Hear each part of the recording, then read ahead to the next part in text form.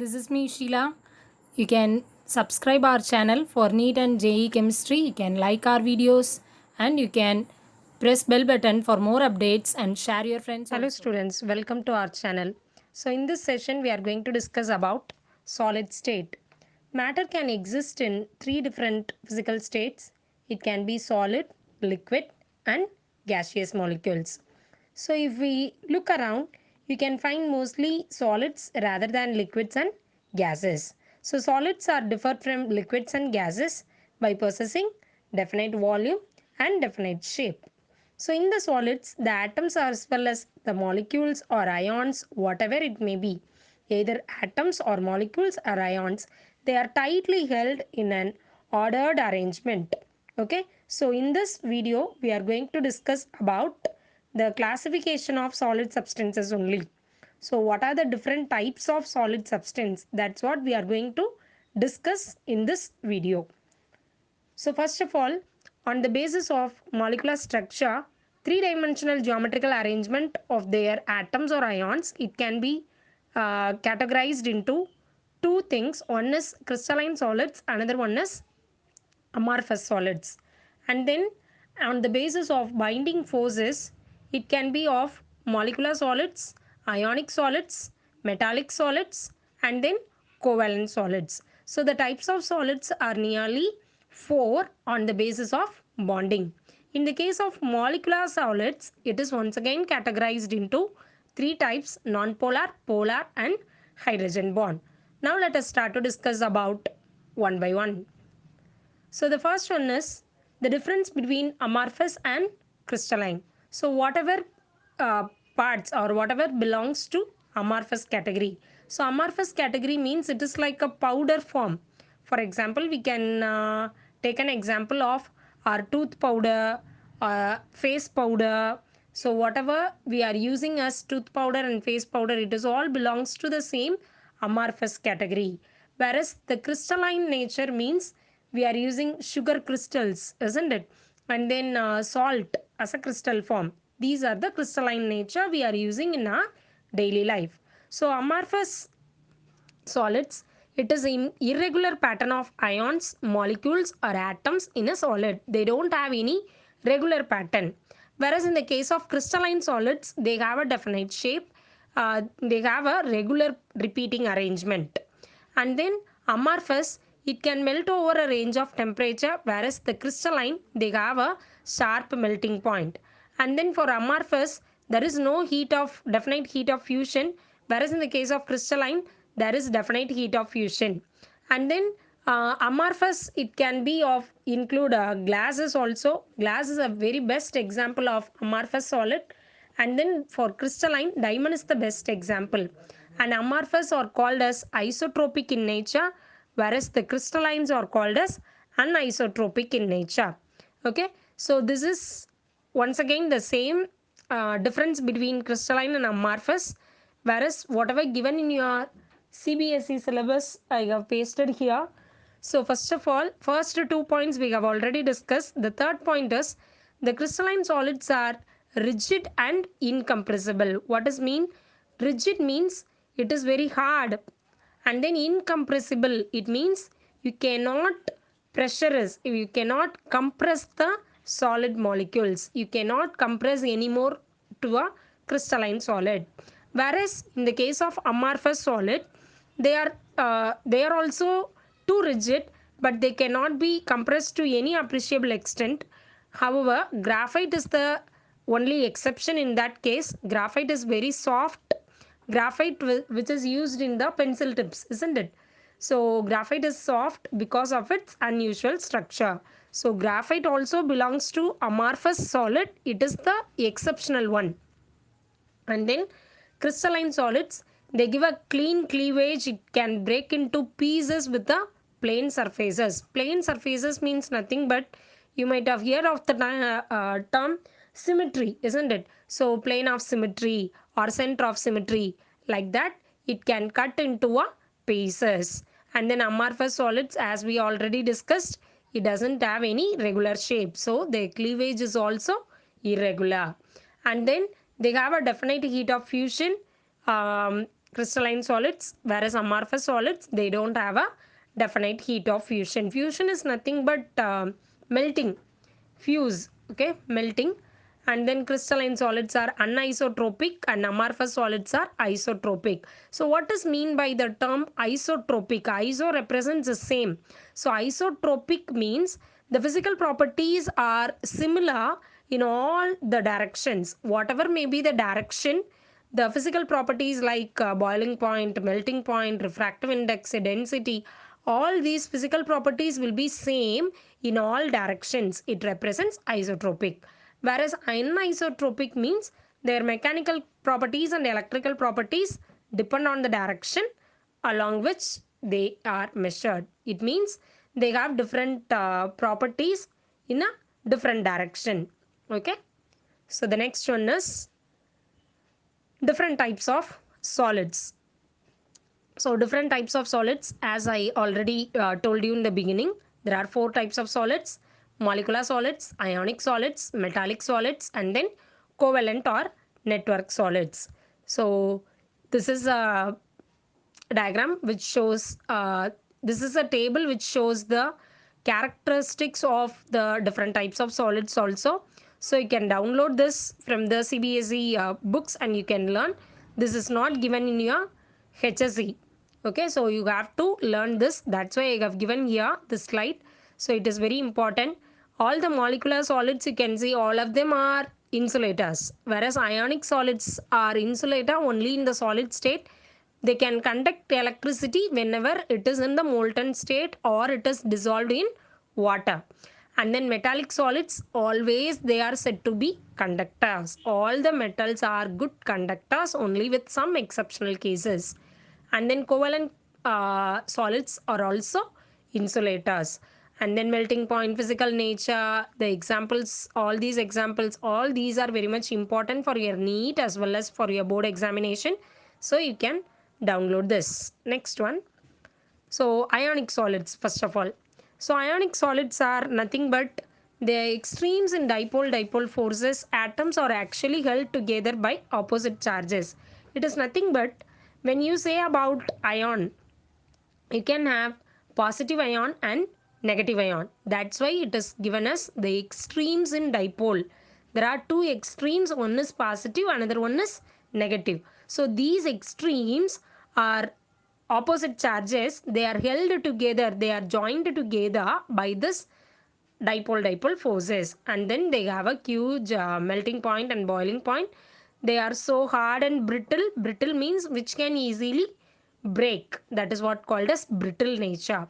And then every electron is accounted for. So they are poor conductors, good insulators until melted or dissolved. It is very important. When you melt or dissolve ionic solids in water, it can become a good conductor. Until it is melted and dissolved, it is a very good insulator. Next one.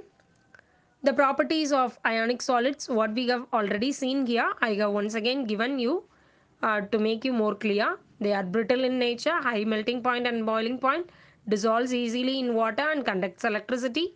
They can conduct electricity as in the liquid state, aqueous state, as well as in the gaseous state also. And then how can we form sodium chloride? So sodium chloride is nothing but it is also one of the process of oxidation and reduction, we can say, whether the loss of electron and gain of electron. So sodium lost its own electron to get a octet configuration. Octet means nothing but the outer shell must have a 8 subshell configuration, then only it is said to be stable. So to attain that stable configuration, sodium ion is ready to lose its one electron. Okay, and then the electron which is lost by sodium can be gained by chlorine. So chlorine becomes a negative ion. In chemistry, you can easily understand this. Whenever there is a rich in electron, it is said to be minus. Whenever there is a deficiency in electron, it is said to be positive ion. So rich in electron is negative sign anion and deficiency in electron is positive sign cation. Okay. Now this positive ion and negative ion, these ions can combine together due to this strong electrostatic attraction forces. And then this is one of the diagram to show you how the ions will be fixed in its position in the solid state and how it can look like in a molten state and in the aqueous solution. Next one is covalent network solids. So this covalent network solids, from that type of solid itself we can understand it is by the covalent bond. So covalent bonds are always the mutual sharing of electrons. It is very good. So they are hard as well as rigid and then high melting point. Diamond is the best example for this. And then these diamond means it is having a repeated tetrahedrally bonded carbon atoms. That is what we have shown here. Once again, covalently bonded materials, they have a strong bonds, so they have a high strength. And then valence electrons which is involved in the shared covalent bonds also. And electrical insulators are semiconductors. And then covalent network solids, the crystalline solids in which atoms of similar or dissimilar elements are held together in a network of single bond are known as covalent crystals or covalent network solids. So carbon, oxygen, silicon, whatever it may be the joining atom, carbon is ready to lose electron, and by that it can easily form a covalent bond. It can ready to share its bonds. That's all. And then diamond is the best example. Once again I have given. So they are hard as well as high melting points. So this slide is mainly for to know about the structure of them. Okay, so this is the structure of diamond, and then this is the structure of both diamond as well as graphite. Graphite, just now we have seen, it is the best example for molecular solids as well as ionic solids also. And then diamond is the best example for covalent solids. So in diamond you can see everything is tetrahedral. Okay, all the tetrahedral covalent bonds. And then in the graphite everything is hexane, cyclohexane rings. So the graphite can be in a sheet form. So these sheets are held together by a weak binding forces. Now this is the comparison of ionic solid and covalent network solids. So ionic solids, these are non-conductors of electricity in their solid state. As I told you, it doesn't conduct electricity in the molten state, or it doesn't conduct electricity in the solid state. Whereas it can easily conduct electricity in the molten state or in the aqueous solution form. And then covalent solids, these are bad conductors. The only exception is graphite. And then ionic solids are definite geometric shape, whereas they have a 3D network structure. And then ionic solids are non-directional in nature, whereas covalent solids are open structure due to the valences of atoms directed in different directions. And ionic solids, they do not exist in molecules due to their ionic nature, whereas covalent solids, they may be called as molecules due to their covalent nature. And then next one is about molecular solids. So this is just examples of molecular solids: carbon dioxide, iodine and sulfur. So let us see about this. Molecular solids, the solid substances in which the particles forming the solids are polar or non-polar, or the molecules are called as molecular solids. As I told you, molecular solids can be of three types: polar, non-polar and hydrogen bonded. Okay, so sugar, ice, these are polar molecules. Non-polar molecules, iodine, sulfur, phosphorus and solid carbon dioxide, all of them are molecular, non-polar molecular solids. Properties of metallic solids. These are the best conductors of heat and electricity. They have luxurious surfaces. They are malleable and ductile. They have high melting point and boiling point also. So luxurious surfaces means nothing but it has a shiny nature. That's what called as luxurious surfaces. And malleable and ductile. Malleable and ductile means which can easily make up into wires, which can be easily drawn into sheets. That is what called as malleable and ductile nature. So metallic solids, always the metals are best conductors of heat and electricity. So this is the comparison of molecular crystals and metallic crystals. Students, like this differentiation is not given in your book. Anyhow, you can learn all these things which is given in both CBSE and ISC. So it will be helpful for you for your competitive exams like NEET and JEE. That's why I have given here. So you just download and learn all these things also. So molecular crystals and metallic crystals. Molecular crystals, the solids in which particles forming solids are the same point, polar or non-polar molecular solids. Whereas in the case of metallic solids, they are metallic crystals, they are held together by the metallic bonds only. And then there are two types of intermolecular forces are involved. One is dipole-dipole interaction. Another one is van der Waals force or London dispersion forces. In the case of metallic crystals, there is only a positive ion is immersed. Electrons are electron C. This you can imagine that there is a C which is made up of fully electron.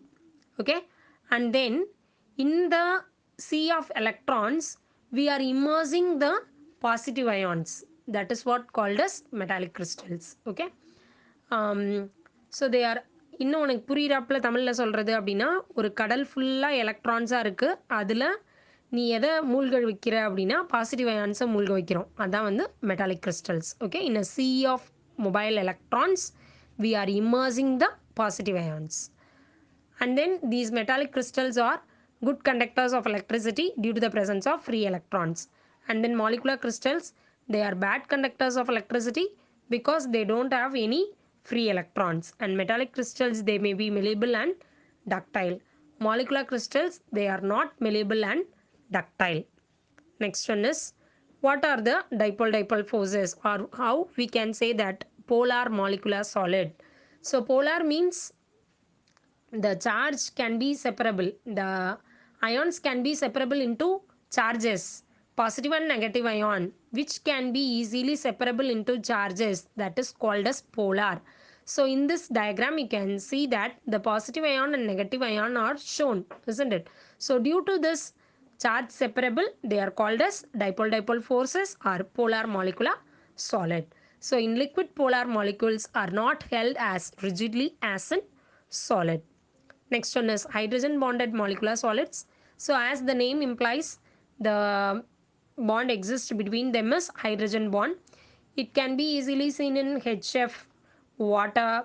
Okay, so molecular polar covalent bonds between hydrogen and fluorine, oxygen and nitrogen. Why they have specifically given that fluorine, oxygen and nitrogen atom means there are two conditions for this hydrogen bonding. First of all, the atom must be very small. Second one, the joining atom with the hydrogen, it must be electronegative, most electronegative. Then only they can easily form the hydrogen bonding. So these are the two essential conditions for hydrogen bonding. So first one, it can be joined with either fluorine, oxygen or nitrogen atoms, as I have mentioned in this slide. And then they are non-conductors of electricity. They are volatile liquids or soft solids under room temperature and pressure. Example, water.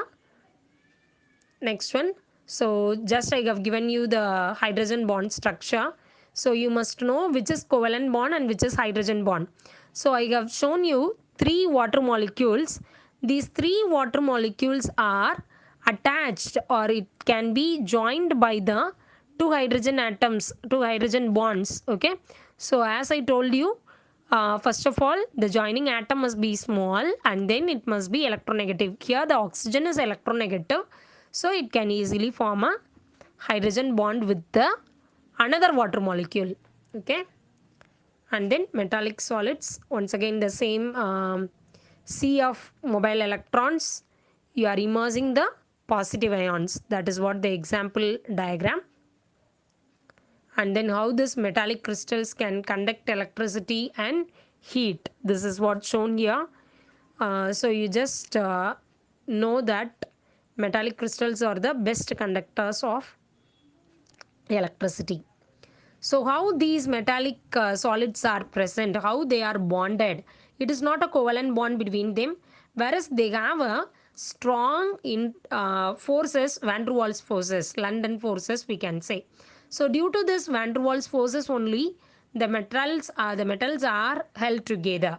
And then in metals, valence electrons are delocalized throughout the solid.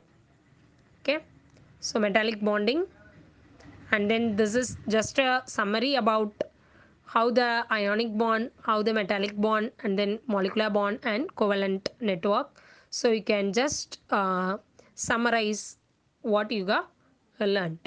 And then the final one is you can compare the liquid water and the solid state of water. This is just to know how far you can understand the structure. Even the structure changes if the physical state of the same molecule changes. Okay, so just to give you a hint about the next video, I have given this because our next video is all about unit cell, crystal lattice, and then primitive, non-primitive unit cells, all about that. So this is just an just about it. Okay, thanks for watching. Thank you, students.